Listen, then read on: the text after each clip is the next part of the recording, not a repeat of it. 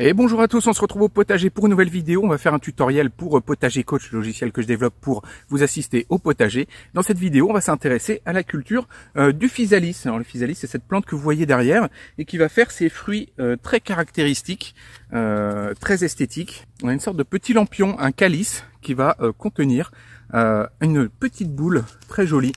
Voilà, une sorte de mini tomate cerise qu'on va pouvoir manger à l'intérieur du coup de ce petit calice, un peu comme une sorte de calice un peu en feutrine, qui fait presque penser un peu à un petit papier décoratif.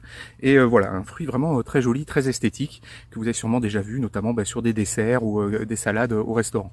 Et on est sur un légume assez particulier, parce qu'on est vraiment entre le légume et le fruit, et c'est un légume qu'on va pouvoir utiliser, que ce soit en salade comme en dessert. Voilà, les deux utilisations vont pouvoir se trouver en cuisine. Et c'est un légume du coup assez intéressant pour l'utilisation qu'on peut en faire. Alors le physalis, on va lui donner plein de noms. On va pouvoir l'appeler tomatillo, cerise de terre, lanterne chinoise ou japonaise, amour en cage, coqueret du Pérou. Voilà, il va avoir plein de noms, et notamment parce qu'en fait, ce qu'on appelle physalis, c'est le nom du genre en fait qui va contenir toutes ces espèces-là. Et bien c'est un genre botanique qui va contenir une centaine d'espèces, d'ailleurs dont la plupart sont toxiques, donc c'est la famille des solanacées. Les solanacées dans lesquelles on va retrouver le poivron, l'aubergine, la pomme de terre et notamment la tomate. Et d'ailleurs ça fait pas mal penser à une petite tomate cerise, le fruit. Et c'est une famille qui est connue pour développer des alcaloïdes qui peuvent être toxiques, notamment par exemple le tabac, qui est également une solanacée qui va faire de la nicotine. Le physalis, lui, va développer de la solanine, donc l'alcaloïde qu'on peut trouver notamment dans la tomate verte ou dans les patates quand elles verdissent et qui les rendent pas très comestibles. Et du coup, la plupart des physalis ne sont pas comestibles, donc dans la nature, la plupart des espèces de physalis ne sont pas comestibles. Et il y a quelques espèces qui sont comestibles, dont celle-là notamment, qui est Physalis peruviana, qui est qu'on va appeler le coqueret du Pérou, voilà, qui va développer un petit calice un peu marron quand il va être bien sec, avec un fruit orange jaune à l'intérieur. On va également pouvoir l'appeler groseille du Cap. Et donc cette vidéo va essentiellement parler de ce physalis là. Alors on va voir également le physalis alkekengi, que lui va être plutôt rouge avec un fruit rouge à l'intérieur et un lampion également rouge. Donc là, celui-là, c'est celui qu'on va appeler l'amour en cage ou la lanterne chinoise ou lanterne japonaise. Voilà, c'est une autre forme de physalis. Alors il y a celui qu'on va appeler la cerise de terre, le physalis pruinosa, qui lui va faire des fruits beaucoup plus petits, qui va être mûr beaucoup plus vite. On peut récolter dès 2 mois après le semis. Là, on va voir que dans ce cas de physalis là, c'est une culture qui est beaucoup plus longue. Il va y avoir également le physalis philadelphica qui va faire des fruits violets. Et c'est avec ça on fait une sorte de sauce au Mexique qui s'appelle la sauce salsa. On va le récolter quand il est encore vert et on va également l'appeler celui-là le tomatillo. Alors j'espère pas trop me tromper dans toutes les différentes espèces. Donc on n'est pas comme sur la tomate, où la tomate c'est une espèce, c'est Solanum esculentum. Là dans le cas du physalis, vous voyez, il y a plein d'espèces différentes avec du coup des physalis assez différents en soi. Ils sont pas tous identiques. Donc là dans cette vidéo là, ce qu'on va regarder essentiellement, c'est le coqueret du Pérou, Physalis peruviana. C'est la graine d'ailleurs qu'on trouve assez facilement dans le commerce, qui va faire du coup un petit fruit jaune avec un lampion un peu marron. Donc, comme je vous l'ai dit, c'est une culture assez longue, et là on est fin août du côté de Bordeaux, et c'est le moment de la récolte, donc ça commence tout juste à tomber au sol, et on va pouvoir commencer à les ramasser et à faire notre récolte. Donc pour une culture qui a commencé très tôt, c'est ce qu'on va voir dans la vidéo. Donc le physalis, on est sur une culture qu'on va commencer assez tôt, qui est une culture qu'on va faire en même temps que les poivrons et les aubergines, et qui va se suivre à peu près d'ailleurs le même itinéraire, en tout cas sur toute la première étape de semis jusqu'à la plantation, puis même un peu le début de la culture. Donc voilà, on est sur un itinéraire qui est très similaire, et en même temps que vous faites vos poivrons et vos aubergines, vous faites des physalis, et ça va suivre la culture tout le long. Donc là pour le semis, j'ai fait mon semis en même temps que les poivrons et les aubergines le 19 février, donc c'est un semis qu'on commence tôt, et pour un semis qu'on va mettre au départ en serre chaude, il est hors de question d'aller mettre ça en serre froide à cette période-là de l'année. Le physalis, c'est une culture qui craint le froid, qui est gélif, en dessous de 0 degré, vous allez perdre au physalis, donc il faut le maintenir à l'abri tout du long jusqu'à la plantation. Donc je suis parti avec des alvéoles que j'ai remplis d'un terreau très fin, donc un terreau à semis, parce que vous allez voir après que les graines sont vraiment petites. Donc là-dessus je tasse le terreau et je fais des trous pour pouvoir mettre les graines. Alors les graines sont vraiment minuscules, hein, c'est comme des sortes de petites graines de tomates ou de poivrons, voilà, c'est un peu la même forme mais vraiment en tout petit. Les paquets sont assez généreux d'ailleurs, il y a généralement beaucoup de graines et j'ai raté pas mal de semis de physalis les premières années. Alors je pense que c'est notamment du fait que j'ai pas mis les graines assez profond. Donc faites un trou quand même au moins d'un demi-centimètre pour mettre les graines, même si elles sont minuscules. Donc c'est l'expérience que j'en ai. Alors peut-être j'ai surappris, hein, peut-être que le problème ça a été autre chose, mais j'ai remarqué quand même que si je mettais vraiment les semis, les graines juste en surface, à peine saupoudrées, le semis germait mal. Donc au moins un demi-centimètre de profondeur, on mettait les graines.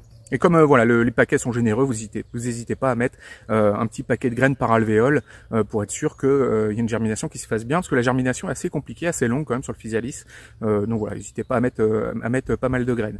Et là-dessus, on referme les trous avec les graines et puis on arrose notre semis. Donc c'est des semis que je fais dans des barquettes qui ont un couvercle dessus, donc ça permet vraiment de bien maintenir l'humidité dans le couvercle. J'utilise d'ailleurs les mêmes pour les poivrons et les aubergines. Moi, je vous conseille ce sort de contenant un peu fermé. Vous pouvez utiliser notamment, par exemple, des sortes de barquettes dans lesquelles on met les croissants en supermarché. Ça peut très bien faire le travail. Sinon, on en trouve vraiment à des prix quand même raisonnables. C'est le genre d'équipement que je pense qu'il est vraiment intéressant d'avoir pour se lancer dans le potager. Donc, ce genre de petites mini-serres fermées. Alors là, moi dans mon cas, j'ai fait ça dans des alvéoles, donc dès le départ, j'ai des sortes de pots qui sont déjà prédéfinis, mais vous pouvez faire ça également dans une terrine pour après rempoter ça en essayant de prendre un maximum de terre avec les racines. Donc là-dessus, j'ai positionné mon semis en serre chauffée, donc tant que ça n'a pas germé, il n'y a pas besoin de lumière, hein, en tout cas il faut une bonne température. Donc là à 20 degrés, j'ai une levée qui a eu lieu en 10 jours. On peut lire que la levée peut être plus longue, hein, jusqu'à 20 jours, donc ça va vraiment dépendre de la température. Avec vraiment une température de 20 degrés, vous pouvez avoir une levée plus rapide. Et cette durée va également dépendre, je pense, de l'espèce de physalis que vous allez faire. Voilà, dans le cas du coqueret du Pérou à 20 degrés, ça a levé en 10 jours. Donc une fois que ça a levé, on n'hésite pas à arroser notre semis, hein, sans non plus, voilà, c'est pas un nénuphar, hein, le but c'est pas de le faire baigner dans l'eau, mais voilà, c'est une solanacée, hein, donc c'est des plantes qui craignent pas d'avoir un sol quand même bien humide, hein, donc n'hésitez pas, voilà, à arroser, mais voilà, sans non plus détremper votre substrat. Donc voilà, tout ça se développe et à J+21, donc le 11 mars, je suis parti pour faire l'éclaircissage de mon semis, hein, parce que comme j'avais fait des graines par alvéole, j'ai fait en sorte de ne garder qu'une plantule par alvéole. Donc très délicatement, j'ai enlevé des plantules pour n'en garder qu'un seul. Donc voilà, c'est quand même encore tout petit, très délicat. Il faut faire ça vraiment très précautionneusement. On peut attendre peut-être un peu plus que ce que j'ai attendu pour avoir des plants un petit peu mieux développés. Mais voilà, moi je l'ai fait à ce moment-là du développement et ça a très bien fonctionné derrière. J'ai perdu aucun plant. Et donc j'ai laissé ça se développer dans la serre chauffée et 31 jours après le semis, donc le 21 mars, les plants s'étaient bien développés et là j'ai pu les rempoter individuellement dans des pots de 8 cm. Alors là pour le coup je suis parti pour un rempotage dans du terreau universel, hein, qui est du terreau qui est quand même plus riche que le terreau à semis, et j'ai rempoté chacun des plants dans un godet plus grand du coup, et comme on pourrait le faire d'ailleurs en même temps que les aubergines et les poivrons. Voilà, c'est vraiment pour l'instant on suit le même itinéraire. Donc une fois en godet d'huile, j'ai passé mes plants en serre extérieure, alors une serre extérieure quand même qui est chauffée, hein, donc on n'est pas sur du 20 degrés en permanence. Par contre la température est garantie au-dessus de 5 degrés, hein, donc si jamais ça descend trop bas la nuit, il y a un thermostat qui se déclenche avec un radiateur pour garantir que la température descende pas trop bas. D'ailleurs je vais également avoir les poivrons et les aubergines en même temps, qui sont également sensibles au froid, hein, parce que je rappelle, il faut pas que la température tombe dans le négatif. Et donc on est sur une température de développement assez haute quand même, hein, sur le physalis, hein, voilà, c'est vraiment une culture d'été, une solanacée. Donc voilà, il va lui falloir de la chaleur et puis lui garantir que ça ne gèle pas. Donc les plants continuent de se développer en serre, on n'hésite pas à arroser. Alors une fois que c'est en godet, en plus on peut mettre les godets dans des plateaux, puis on peut arroser par bassinage, par en dessous. C'est d'autant plus simple, hein, on a juste à mettre de l'eau dans le bac de jardinière qui va contenir les godets, et ça va arroser par capillarité, ça va remonter dans le godet. Alors 61 jours après le semis, le 20 avril, j'ai refait un rempotage supplémentaire en pot de quasiment 1 litre. Alors ça c'est pas forcément une étape indispensable, mais les plants étaient quand même bien développés, il manquait encore 20 jours avant la plantation, donc je préfère assurer le coup puis leur mettre encore plus de contenant pour qu'ils puissent mieux se développer encore. Je pense qu'on peut les garder en godet de 8, hein, franchement ça fait le travail, ça suffit, mais pour assurer le coup, voilà, moi je les ai rempotés encore dans un godet encore plus grand pour être sûr qu'ils aient à manger. Donc voilà, tout ça a continué à se développer dans la serre jusqu'au moment de la plantation. Donc pour la plantation, ça va être comme pour les poivrons et les aubergines, on va attendre que les risques de gelée soient écartés. Alors généralement on dit après les seins de glace. Alors moi ce que j'appelle les seins de glace, normalement c'est 3 jours bien précis les seins de glace, mais moi dans mon vocabulaire à moi les seins de glace c'est voilà, c'est au moment où on va planter nos tomates et tout. Et cette date va varier selon la région. Typiquement si vous êtes dans le sud de la France, vous aurez les seins de glace au 1er mai. Et puis si vous êtes vraiment dans les régions plus froides, vous allez plutôt planter au 20 mai. Alors les seins de glace, je crois que c'est le 11, 12, 13 mai, donc c'est bien 3 dates fixes, mais par excès de langage, moi j'appelle seins de glace le moment où on va planter nos cultures d'été. Donc dans mon cas, 81 jours après le semis, on est parti pour la plantation en pleine terre au 10 mai. Donc vous voyez, c'est quand même long. Donc c'est comme pour un poivron ou pour une aubergine, on va avoir une culture en pot qui est assez longue. Alors là, on est vraiment sur le Physalis peruviana, comme on a pu le voir au début de vidéo. Il y a des Physalis qui sont plus rapides. Alors pour ce qui est du sol, de l'exposition et de la fertilité, on va avoir les mêmes contraintes, toujours pareil que pour les solanacées, que pour vos tomates, pour vos aubergines ou vos poivrons. Il va falloir un sol assez humifère, très riche. Donc c'est une culture qui peut vraiment prendre du volume, qui va faire vraiment une belle masse végétale. Donc il va lui falloir à manger, un sol assez meuble, assez profond, pour qu'il puisse déployer ses racines et puis trouver à manger. Comme pour toutes les solanacées, on a une plante qui est assez mycorhizée, donc il va vraiment beaucoup aimer la matière organique. Et donc pour ce qui est de l'exposition, on va plutôt la mettre en plein soleil, comme une culture d'été. Même si un petit peu de mi-ombre, ça pose pas trop de soucis, surtout qu'elle craint pas spécialement les maladies, comme on verra plus loin. Alors là, moi dans mon cas, je suis dans un sol très sableux, dans ce bac là. Donc voilà, c'est bien drainé et en même temps c'est un sol qui a quand même été bien enrichi de compost. Il y a moitié de sable, moitié compost. Donc voilà, un sol quand même fertile. Mais voilà, vous voyez, dans un sol sableux bien enrichi, ça se développe quand même très bien. Alors pour ce qui est de l'espacement, on va espacer nos Physalis de 50 cm en tous sens. On n'enterre pas plus le Physalis que la surface. On ne cherche pas à l'enterrer comme on pourrait le faire par exemple sur des tomates. Voilà, dans le cas du Physalis, on reste au niveau du sol. Et on n'hésite pas à pailler. Donc comme toutes ces cultures-là, elles gagnent largement à être paillées pour bien garder l'humidité, enrichir le sol, empêcher l'enherbement.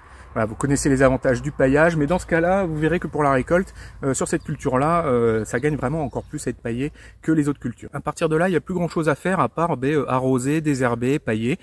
C'est pas une culture qu'on tuteur, c'est une culture qui va développer pas mal de tiges au niveau du pied à partir d'un seul plant, et ça va être compliqué de tutorer chacune des tiges. Donc idéalement, ce qui est bien, c'est de regrouper vos Physalis ou de mettre ça autour de plantes assez hautes autour, pour qu'ils se tiennent les uns les autres, qu'ils se soutiennent les uns les autres, parce que les branches peuvent facilement casser. C'est assez cassant, donc c'est à manipuler avec précaution quand même. Il ne faut pas leur mettre des grands coups dedans, parce que les branches peuvent vite casser, même avec le vent.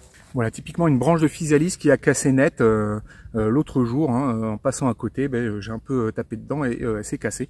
Donc voilà, faites attention à cet aspect-là des Physalis. Alors c'est des cultures qui vont monter assez haut. Là je pense qu'il doit être pas loin de 1,50 m, et là-dessus, au fur et à mesure que la culture grandit, vous allez avoir des petites fleurs qui vont apparaître de Physalis sur votre plant, donc des fleurs vraiment assez caractéristiques des solanacées, et ces fleurs là après vont se transformer en fruits. Alors vous allez avoir des fruits qui vont être isolés sur la plante, il n'y a pas de grappe de fruits, c'est des petits fruits par-ci par-là tout le long de la tige. Alors souvent d'ailleurs il y a des fruits qui vont tomber par terre que vous allez oublier, et l'année d'après ça fait très facilement des semis spontanés, mais comme vous pourriez avoir d'ailleurs des semis spontanés de tomates au potager, souvent vous allez avoir des semis spontanés également de Physalis. Alors attention, il ne faut pas confondre d'ailleurs les semis spontanés de Physalis avec les semis spontanés de morelle, la morelle noire notamment. C'est jusqu'à un stade avancé, c'est deux plantes qui se ressemblent vraiment énormément. Les morelles vont ressembler énormément aux Physalis, et d'ailleurs on va faire un petit tour là. J'ai des morelles justement qui ont poussé à côté des Physalis, je les ai laissées pour pouvoir vous montrer au final ce que ça donne. Et j'ai également eu des semis spontanés de Physalis qui sont sortis, je vais vous montrer ça. Donc voilà, là on est sur la culture de Physalis, vous voyez c'est une culture qui est quand même assez imposante. Je pense qu'elle est même plus haute que moi, alors il faut rajouter les 20 cm de bac.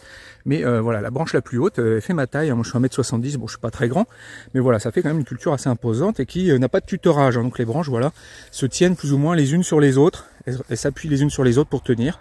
Et les branches sur les côtés, elles ont tendance plutôt à verser dans les allées, justement, vous voyez. Hop, vous voyez, on voit bien les branches là, qui basculent plutôt dans l'allée. Pareil de l'autre côté, là on voit que du coup les Physalis basculent pas mal sur le côté. Alors je voulais vous montrer, voilà, là vous voyez juste devant, on a de la morelle. Voilà, de la morelle noire. Alors elle n'est pas encore justement très noire, si on va commencer à avoir un petit grain noir là qu'on voit ici. Et donc c'est une plante qui va ressembler énormément au Physalis au moment de la germination. Donc on peut penser que on va avoir des physalis spontanés qui sont en train de sortir dans le jardin, alors qu'en fait c'est de la morelle. Donc bon, il paraît que c'est comestible aussi, que c'est quelque chose qu'on peut manger. J'ai pas étudié le sujet plus que ça, mais voilà, c'est une autre plante. Enfin, vous vous doutez bien que forcément c'est une plante très proche, hein, toujours pareil, la famille des Solanacées. Et voilà, la morelle noire va ressembler beaucoup au physalis. Alors on va aller faire un petit tour aussi. Je vais vous montrer dans le potager. Alors voilà, je vais vous montrer des semis spontanés de physalis également à d'autres endroits du jardin. Vous voyez, là j'ai des petits physalis qui sont sortis. Hop. Donc c'est des plantes qui se ressèment assez facilement, mais bon, par contre, vous voyez, elle est très en retard, hein, parce que forcément le semis spontané, lui, va sortir beaucoup plus tard que nos semis qu'on aura fait nous-mêmes au 19 février, et donc là, on va être parti pour une récolte beaucoup plus tard, alors que les semis qu'on a fait nous-mêmes, vous voyez, là, je suis déjà en train de récolter avec des plants qui sont beaucoup plus grands. Voilà, j'en profite pour vous montrer au niveau de la culture. Vous voyez par exemple au pied de ce physalis là, donc ça c'est un seul plant de physalis et vous voyez il a développé plein de branches différentes à partir de là. Donc vous voyez que c'est compliqué, c'est pas une plante qu'on va pouvoir tutorer facilement, hein, donc il faut lui faire confiance à ce qu'elle tienne elle-même, et c'est pour ça également que ça peut casser assez facilement, hein, donc faut faire attention à cet aspect là de la culture. Mais là vous voyez les branches se tiennent les unes les autres entre elles et ça se passe très bien. Alors là on voit sur la partie haute du physalis les fleurs, hop, les fleurs de physalis là qui sont en train de se fermer, qui ont été butinées, qui vont se transformer en physalis. Alors au départ le physalis va faire une lanterne verte, hein, donc tant que c'est vert, hein, c'est vraiment pas bon à ramasser. Et au fur et à mesure qu'on va descendre le long de la tige, on va voir les physalis qui sont à des stades de développement de plus en plus avancés. Là vous voyez c'est encore vert, là ça commence à jaunir. Donc là le physalis là va commencer à mûrir. Là on continue de descendre le long de la tige. Celui-là derrière qui est un peu caché, on voit que le marron est déjà quand même beaucoup plus sec. Hop, je continue de descendre. Là on voit que le lampion commence à s'ouvrir avec un physalis qui lui par contre a pourri à l'intérieur. Donc là pour le coup celui-là il lui est arrivé des problèmes, il va pas être comestible. Et puis après, si on continue à descendre et qu'on regarde par terre, voilà, on va voir des physalis par terre. Hop, vous voyez ici. Et quand ils tombent spontanément, c'est le moment où on va pouvoir les ramasser. Alors si on ouvre le lampion, je fais ça avec une seule main, voilà, on voit que le fruit est jaune, orange. On peut le laisser mûrir encore un peu plus, hein, puisque quand il tombe, il n'est pas encore parfaitement mûr. On peut essayer de le garder encore un peu plus avant de le manger. Pareil sur celui-là, voilà, il y a encore des petites teintes de vert, donc on va pouvoir attendre peut-être un peu avant de le manger. Tant qu'ils sont verts, ils ne sont pas comestibles et puis ils vont être très acides.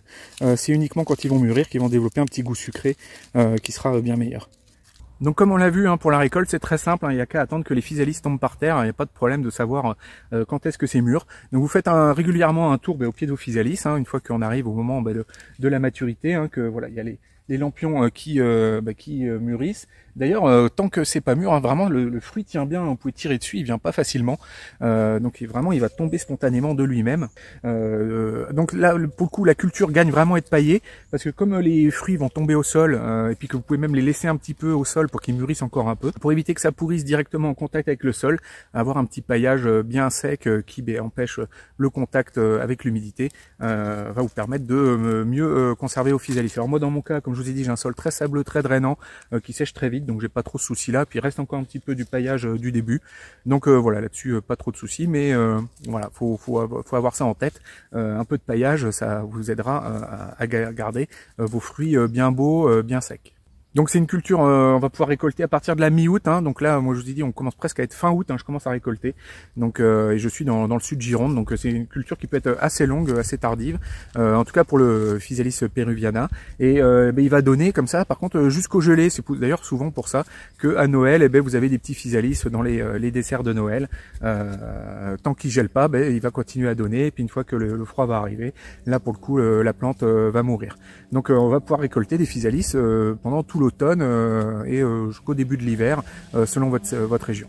Alors pour ce qui est des ravageurs et des maladies, en théorie, hein, c'est une plante qui peut être sensible, notamment par exemple aux nématodes au niveau des racines, comme pourraient l'être les tomates, qui pourraient être sensibles également au mildiou. Voilà, mais ça c'est la théorie, hein, on va relire également la même chose sur les poivrons et les aubergines. Moi en pratique, c'est des plantes que j'ai jamais vues vraiment très malades, hein, de la même manière que les poivrons et les aubergines, c'est des plantes plutôt robustes, donc pas trop de soucis de ce côté-là, mais voilà, faut savoir que quand même ça peut arriver, ça peut être sensible notamment au mildiou. Et donc voilà, en gros, ce qu'on pouvait dire sur la culture du Physalis. J'espère que la vidéo vous aura intéressé et moi je vous dis à bientôt sur Potager Coach, à bientôt.